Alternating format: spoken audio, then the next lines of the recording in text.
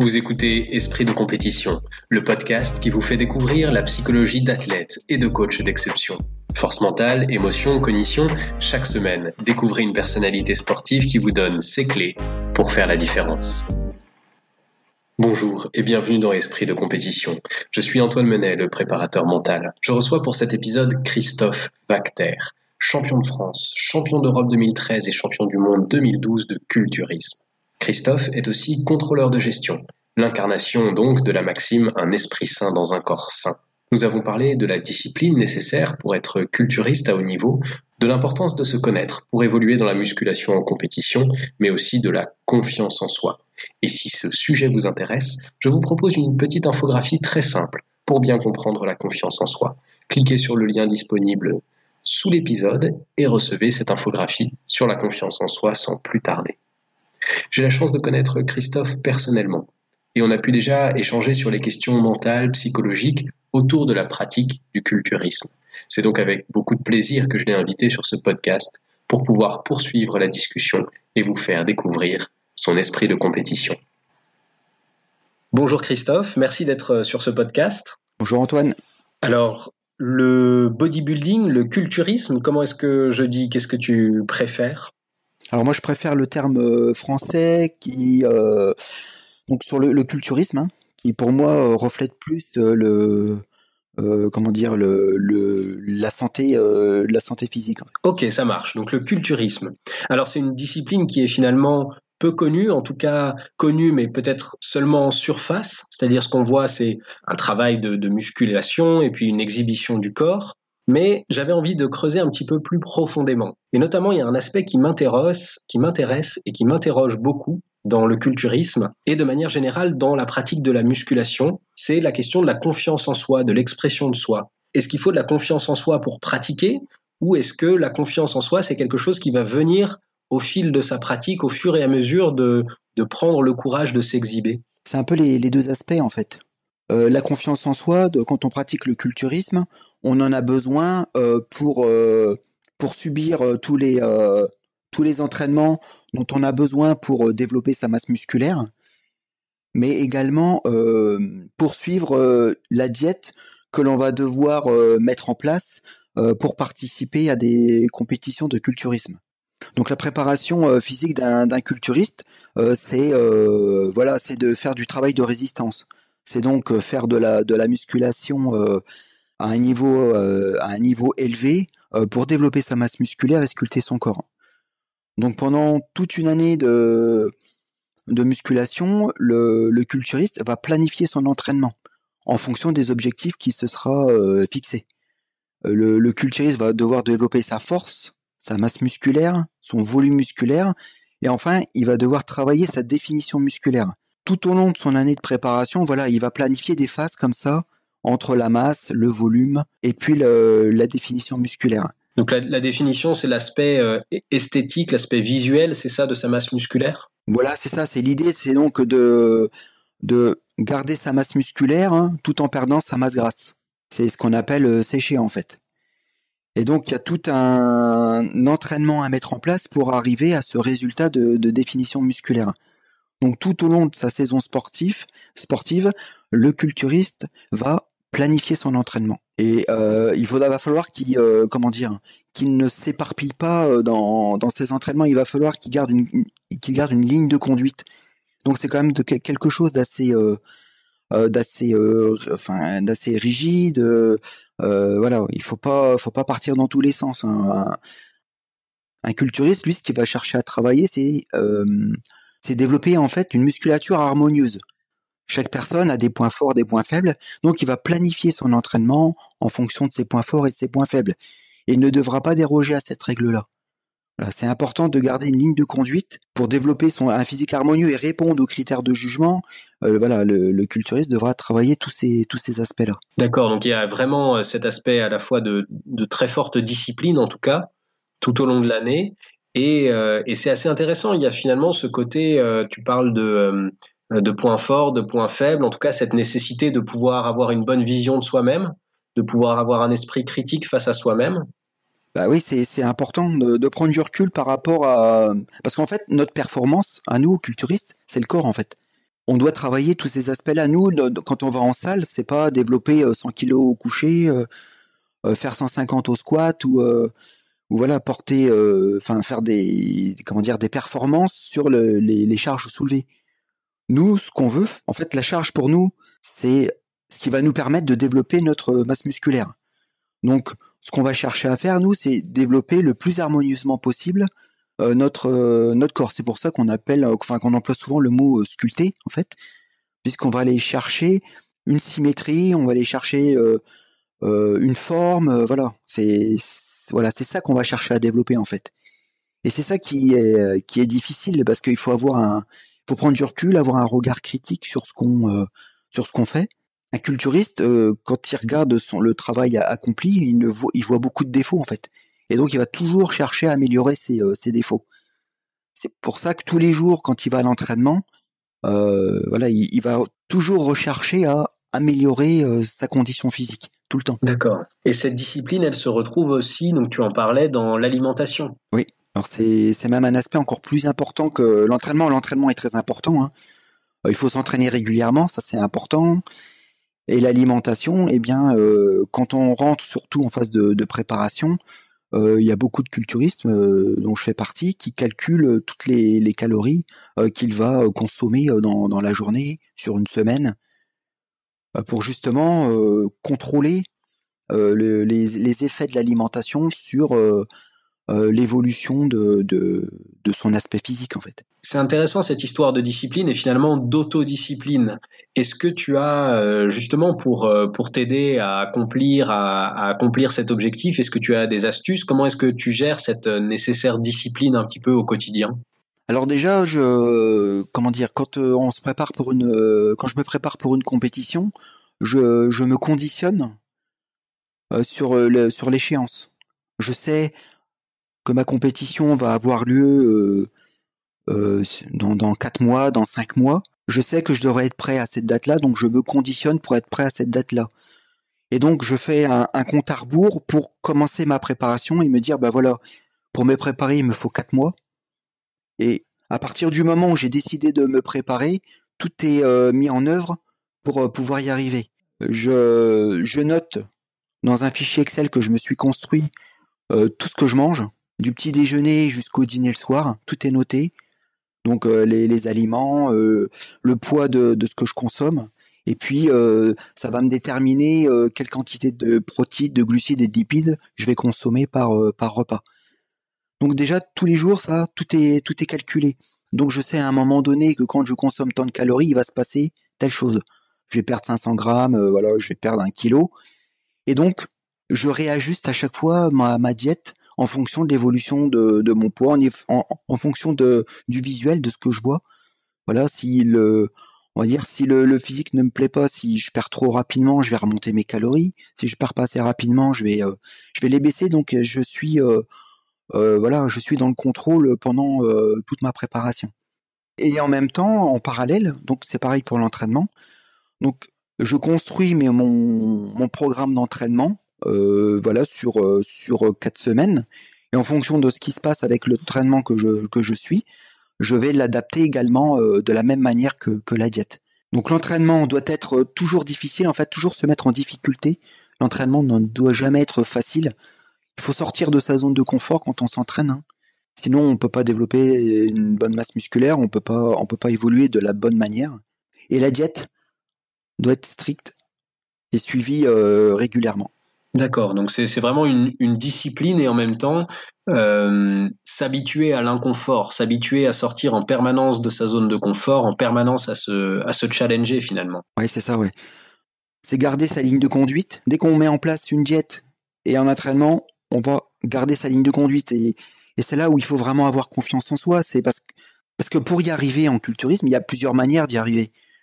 Tout le monde ne suit pas la même diète, tout le monde ne suit pas le même entraînement, tout le monde ne réagit pas de la même manière, voilà, à tous ces éléments. Donc, quand on a fait un choix au départ, il faut pas après changer en cours de route parce que bah, ça fonctionne pas bien ou enfin, on a l'impression que ça ne va pas. On suit sa ligne de conduite et on procède à des ajustements, des évolutions. Mais voilà, il faut avoir et c'est là où il faut vraiment avoir confiance en soi. C'est voilà, je suis parti là-dessus, je garde ma ligne de conduite, je continue vers cette voie en fait, et je ne change pas. Mhm. D'accord, donc vraiment à la fois de la connaissance de soi pour réussir à déterminer sa ligne de conduite, et puis confiance dans le travail qu'on a fait, dans l'objectif qu'on s'est fixé, dans la méthode qu'on a mis en place. Ouais, ouais, voilà, c'est ça. C'est qu'un culturiste débutant n'arrivera pas justement à avoir cette confiance. Il va s'aider je sais pas, de copains qui ont déjà fait de la compétition. Il va, de par ses lectures aussi, hein, sur la diététique ou l'entraînement, il va un petit peu, comment dire, mettre en place un entraînement et une diète, mais ce ne sera pas assez précis pour arriver à un résultat optimal. C'est avec l'expérience ou avec l'aide de coach qu'on peut arriver à de bons résultats. Alors justement, toi, tu accompagnes aussi des jeunes culturistes. Quel est le rôle pour toi d'un coach? Alors le rôle d'un coach, c'est déjà il doit être très proche de son athlète, puisqu'un athlète en préparation on va dire il se fragilise parce que surtout les débutants, ils partent dans l'inconnu, ils ne savent pas à quoi s'attendre quand ils commencent leur préparation. Une préparation culturiste, c'est long, c'est entre 3 et 4 mois. Donc il faut du courage pour enchaîner les entraînements et avoir une diététique très très stricte. Donc le coach doit être proche de ses athlètes et les aider psychologiquement quand il y a des moments de moins bien, parce que pendant une préparation il y a toujours des moments de moins bien. L'entraînement est difficile, la diète est difficile. Le coach il doit être là aussi pour guider l'athlète pendant ses entraînements, donc il doit lui montrer la bonne exécution de l'exercice. Il doit rendre les exercices efficaces et il doit planifier aussi le programme d'entraînement de l'athlète en fonction des objectifs qu'ils auront fixés ensemble en fait. D'accord, l'accompagner dans ses objectifs, lui fournir la méthode. Voilà, c'est ça. Et dans la diététique, c'est pareil. Voilà, un athlète qui doit se préparer à une compétition a plus ou moins de poids à perdre. Et donc ensemble, ils doivent planifier une diète voilà, en fonction de l'athlète, hein, en fonction de son métabolisme de base. Tout le monde ne perd pas de poids de la même manière, hein. On en perd plus ou moins facilement. Et voilà, c'est de l'accompagner pratiquement au jour le jour pour que le jour de la compétition, l'athlète soit prêt. D'accord. Et puis tu parlais aussi de copains, de la possibilité d'aller voir un peu des livres, d'aller faire un petit peu de lecture, de prendre des conseils. Et du coup, j'avais envie de poser la question, à quoi ressemble la communauté du culturisme aujourd'hui? C'est quoi les lieux d'échange? Comment est-ce qu'il y a des liens qui s'y tissent? Où est-ce qu'on trouve cette communauté? Bon, alors déjà, dans les salles de musculation, hein, même si là en ce moment, quand je m'entraîne, moi, il n'y a pas trop vraiment de culturistes.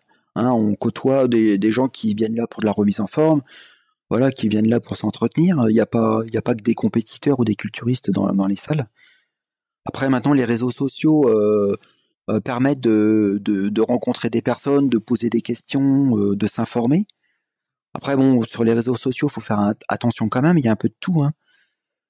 Il y a du bon et il y a de la mauvaise information. Avant, il y avait des livres sur le culturisme. Il existait Pleine Forme, Le Monde du Muscle, Muscle et Fitness, dans lesquels on pouvait retrouver beaucoup de conseils sur sur la diététique en musculation, sur les entraînements. Et puis sinon, oui, il y a le copain de salle qui a déjà fait des compétitions de culturisme, qui voilà, sait ce que c'est que de suivre une diète, que de s'entraîner pour une compétition. Voilà, et là on peut demander des conseils. Alors la compétition, justement, eh bien, parlons-en. Parlons-en, à quoi ça ressemble alors à quoi ça ressemble une compétition de culturisme, et puis mentalement dans la tête, quel est l'état d'esprit, comment est-ce qu'on s'y prépare, à quoi ça ressemble dans la tête quand on y est, quand on est sur scène, à quoi ça ressemble un petit peu toute cette partie spécifique du culturisme. Alors une compétition de culturisme, ça permet à l'athlète d'exposer tout le fruit de son travail pendant une année, voire plusieurs années, parce que pour participer à une compétition de culturisme, il faut plusieurs années d'entraînement. C'est pas en une seule année qu'on peut avoir le niveau pour faire de la compétition.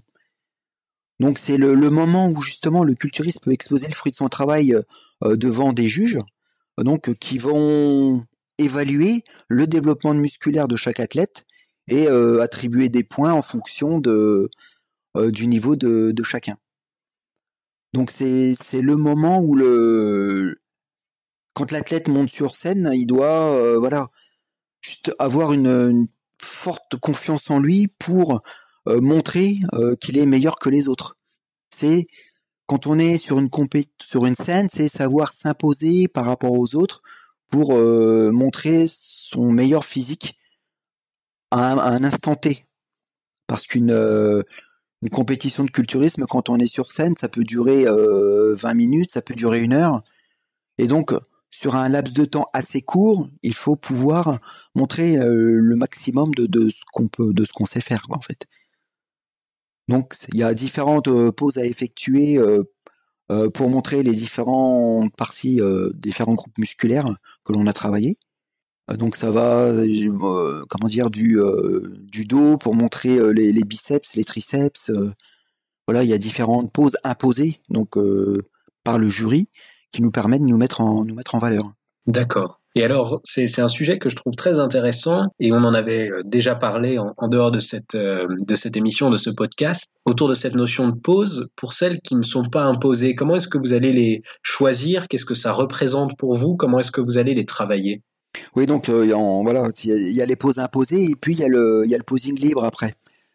Donc l'idée c'est pareil, c'est sur une musique de 1 minute ou 1 minute 30, c'est de pouvoir mettre en valeur le plus possible donc nos différents groupes musculaires. Et donc lui, l'athlète va essayer de choisir une musique déjà qu'il va ressentir, qui pour lui apporte de la confiance, de l'énergie. Et puis il va faire en sorte de poser pour montrer surtout ses points forts et cacher ses points faibles, parce qu'on a tous des points faibles. Et voilà, c'est d'essayer parce que le culturisme aussi, c'est l'art du c'est de l'illusion en fait. C'est de paraître le plus musclé possible en fait, en jouant avec la lumière, en jouant avec les poses. Voilà, c'est d'essayer de montrer qu'on est le plus musclé en fait. Et donc c'est tout un art ça de bien poser. Et donc le culturiste va faire en sorte de choisir ses poses pour se mettre le plus possible en valeur. D'accord. Donc c'est vraiment un travail, c'est très intéressant. Souvent dans des sports, je répète cette idée de dire mais travaillez vos points forts, c'est ça qui fera la différence une fois que vous arrivez en compétition, parce que voilà, il y a des gens qui vont être à avoir tendance à focaliser sur leurs points faibles, mais finalement ce qui va faire la différence, ce qui peut faire la différence à un niveau national, international, c'est de réussir à mettre en avant ses points forts et c'est quelque chose de très présent dans le culturisme. Ouais, c'est ça. Alors, oui et non, parce qu'il faut aussi travailler ses points faibles, parce que il faut essayer de gommer le plus possible ses points faibles pour avoir une harmonie, une symétrie la plus parfaite possible, en fait. Donc, c'est savoir quand même. Donc, quand on s'entraîne, c'est savoir travailler ses points faibles.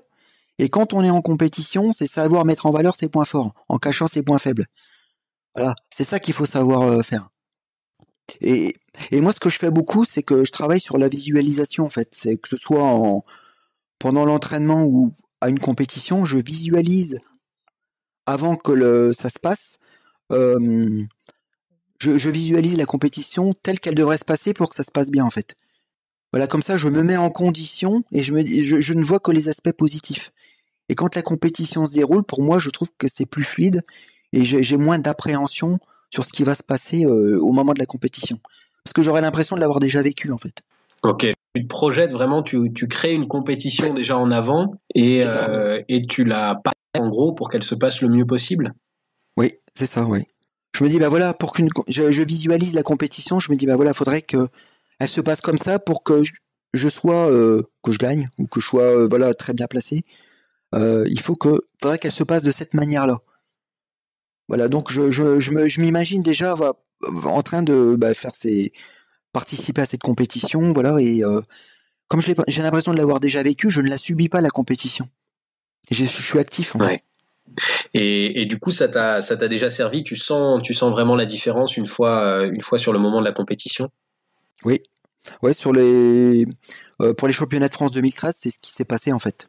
Je savais que j'allais rencontrer des compétiteurs de haut niveau, des compétiteurs qui ont déjà été champions du monde, champions de France. Je savais qu'ils allaient être dans ma catégorie. Je me dis, bah voilà, pour que je puisse gagner cette compétition-là, il faut que je sois comparé à eux. Parce qu'en fait, on est comparé à d'autres athlètes sur scène.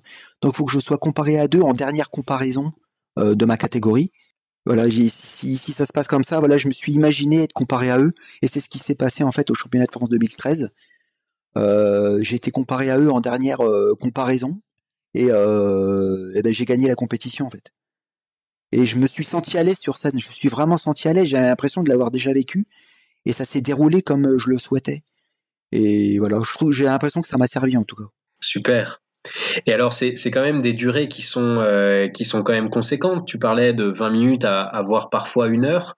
Comment ça se gère tout ce temps-là passé sur scène? Donc voilà, oui. Donc moi, pour les championnats de France, là, ça avait même duré 1 heure et demie, parce qu'on était 15 compétiteurs. Il y a eu beaucoup de comparaisons.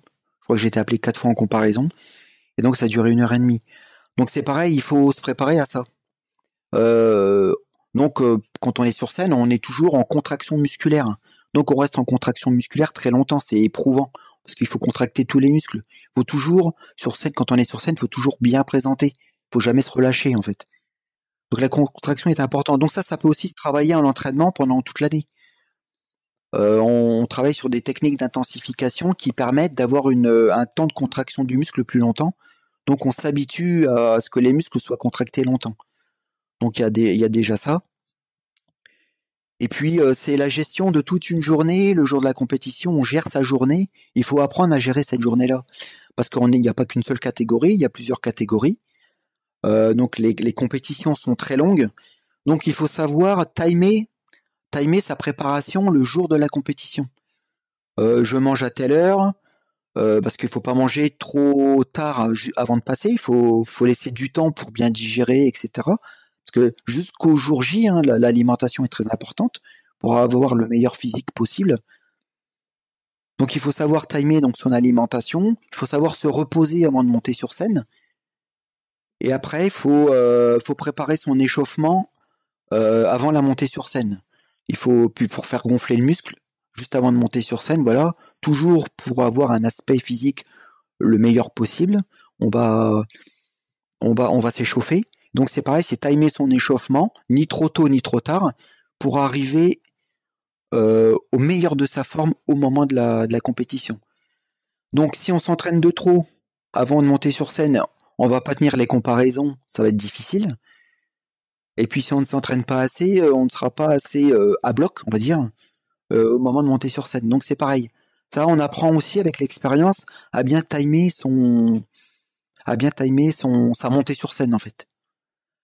Euh, quand on est en compétition, c'est pareil, il faut être attentif à ce qui se passe autour de nous. Il faut être à la fois dans sa bulle pour se concentrer sur la prestation que l'on va faire, mais il faut savoir aussi être à l'écoute de son environnement pour voir comment est timé le passage de chaque catégorie, pour ne pas se laisser surprendre justement euh, par le temps, en fait, puisque le temps est très important le jour de la compétition. Et après une compétition pareille, on doit être complètement cuit, complètement vanné. Oui, parce que pendant toute la préparation, l'entraînement est plus dur. Le régime avec la baisse des calories va être aussi difficile parce qu'on va s'entraîner avec peu de glucides, donc ça va engendrer quand même de la fatigue, même si on fait en sorte de se préserver en ayant quand même si l'alimentation est réduite, on essaye quand même de conserver toutes les vitamines qui vont nous permettre de vivre correctement et de s'entraîner correctement, mais c'est quand même éprouvant. Le jour de la compétition, elle est éprouvante, avec le stress, plus tous les entraînements subis. Et oui, le contre-coup de l'après-compétition est difficile. Mhm. Et ça se gère avec un temps de repos, un temps de récupération physique, alimentaire. Ouais, moi, ce que je fais, c'est que je prends 15 jours de repos. Je ne m'entraîne pas pendant 2 semaines pour laisser le corps un petit peu récupérer. Voilà, parce qu'il y a les entraînements, il y a de plus en plus d'entraînements en fin de prépa. On arrive on s'entraîne tous les jours en fait. on a un entraînement qui s'intensifie. Donc, pour moi, je trouve que le mieux, c'est de prendre 15 jours de repos. Ou alors faire du cardio, voilà, pour pas rester inactif, faire du cardio, mais voilà, vraiment un petit peu baisser le rythme des entraînements. Et ne pas non plus repartir sur une alimentation trop riche d'un seul coup, hein. C'est pareil, on a été habitué à moins manger, à manger des aliments toujours choisis, de qualité, et donc c'est de faire attention après la compétition, de ne pas repartir sur une orgie alimentaire. Alors on va repartir un petit peu. Donc maintenant on a les grands principes, le déroulement de ces compétitions, ce qu'on peut y vivre, et j'ai envie de repartir un petit peu plus spécifiquement sur toi. Puis on va faire un bond dans le temps. Tu as commencé la musculation à 16 ans, et je voulais savoir ce qui t'a donné envie de commencer. Ben en fait, tout simplement parce que mon père fait de la musculation lui aussi depuis l'âge de 16 ans. Donc je l'ai toujours vu s'entraîner. Donc il s'est construit sa salle de muscu à la maison. Je l'ai vu s'entraîner régulièrement depuis que je suis tout petit. Il était abonné à des magazines de musculation, ça m'intéressait de les feuilleter. Et tout naturellement, après avoir fait 10 ans ou 11 ans de judo, je ne sais plus, j'ai décidé de me mettre à la musculation. Parce que c'est un sport qui m'intéressait. Ouais. Et aujourd'hui, alors, qu'est-ce qui fait que que tu continues du coup, parce que ça, c'était il y a quand même quelques années, on peut le dire. Qu'est-ce qui fait que tu continues? Qu'est-ce qui te plaît, te pousse finalement à dire, ok, ben je rentre dans ce système qui demande quand même une discipline drastique. En fait, ça va faire 34 ans que je m'entraîne là, donc ça fait 34 ans. Je n'ai pas envie d'arrêter tout simplement parce que pour moi, la musculation, ça me permet d'être en bonne forme physique, c'est déjà la première chose. Et puis, ça me plaît tout simplement, ça me plaît de m'entraîner. J'aime bien aller en salle de musculation, j'ai l'impression que ça fait partie de moi. Et c'est tout à fait normal pour moi d'aller à l'entraînement après le travail, en fait. Pour moi, c'est un équilibre entre la famille, le travail, voilà, et le sport. Alors justement, on en parlait rapidement en introduction, mais tu ne fais pas que cela. Tu es père de famille et puis tu es contrôleur de gestion. J'ai même retrouvé une publication de toi sur l'impact financier du stenting coronaire pour les syndromes coronariens aigus. Oui, oui, j'ai fait. Ouais. J'ai fait partie d'une étude. Ouais, c'était en 2006 ou 2007, je sais plus. Ouais, ouais, c'est ça. M'aurait bien intéressé de la lire d'ailleurs celle-ci une autre fois peut-être. Comment est-ce qu'on fait justement pour alterner entre une vie de sportif et une vie familiale et une vie professionnelle? C'est pas facile de jongler entre les trois. Faut toujours adapter ses horaires d'entraînement pour que tout se passe le mieux possible.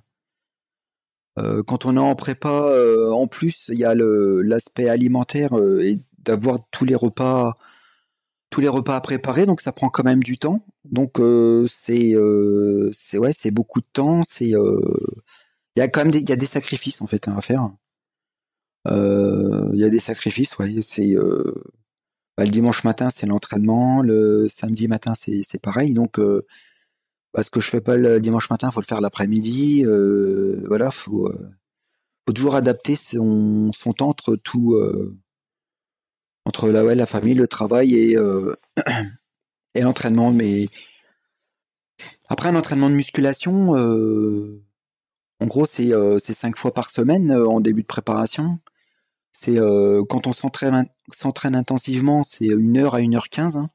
Donc on arrive quand même à caler facilement ces heures d'entraînement sans non plus trop empiéter sur le reste. Un équilibre finalement à trouver, voilà, ouais. À trouver dans la pratique, quoi. Ouais. Mmh. Et aujourd'hui, alors tes projets? Alors actuellement, là, je suis en préparation justement pour les championnats, la championnat de France à FBBN. Donc normalement, qui doivent se dérouler mi-juin cette année. Je suis en préparation depuis le 2 janvier là, donc à la diète depuis le 2 janvier. Là, j'ai déjà perdu 7,5 kg. Donc, ça se passe plutôt bien. Et puis, si j'obtiens une bonne place au championnat de France, il y aura les championnats d'Europe au mois d'octobre. Donc là, je serai à 4-5 mois de préparation. Hein, comme je vieillis, j'ai prévu une préparation un petit peu plus longue pour pouvoir adapter sur la fin s'il le faut. Donc comme ça, je me laisse de la marge et puis pour mieux contrôler la fin de prépa en fait. Où est-ce qu'on peut d'ailleurs, si on veut te suivre, te soutenir, voir un petit peu ton parcours, ton évolution, où est-ce qu'on peut te retrouver sur les réseaux sociaux? Oui, sur les réseaux sociaux et essentiellement sur Facebook en fait. Facebook Voilà, essentiellement. ouais. Ok, ça Ouais. marche. Ok, super. On mettra peut-être le lien hein, si tu le souhaites pour ceux qui veulent te retrouver et suivre un peu ton évolution et ton Ah parcours. oui, pas de souci, ouais. Super. Et pour terminer, c'est ma question de la fin. Est-ce que tu aurais un conseil pour les jeunes générations, celles qui arrivent, ceux que la discipline intéresse et qui ont envie de se lancer dans ce parcours? Alors là, la première chose, c'est vraiment d'être patient, parce que développer sa masse musculaire, ça ne peut pas se faire qu'en quelques mois. Il faut plusieurs années pour pouvoir développer une bonne musculature, surtout en fonction du passé de la personne, hein, si la personne était sportive ou pas, en fonction du sport pratiqué. Hein, tout le monde, on n'est pas tous égaux voilà, devant le développement musculaire, donc il faut vraiment être patient. Il faut être passionné aussi. C'est vraiment c'est aimer la discipline et puis surtout avant de porter des charges lourdes, c'est vraiment travailler la technique du mouvement. C'est vraiment ce qui est important pour pouvoir durer dans cette discipline. Donc voilà, c'est être patient, passionné et puis être rigoureux. Voilà pour pouvoir voilà évoluer dans cette discipline. Eh ben écoute, merci beaucoup. Merci pour cette interview. Merci pour tout ce temps accordé. Et puis, à très bientôt. Donc sur les réseaux sociaux, on mettra le lien pour pouvoir te suivre. Et bon courage jusqu'à mi-juin. Et puis on te souhaite jusqu'à octobre alors. Voilà, c'est ça. Je te remercie, merci Antoine et puis à bientôt. À très vite.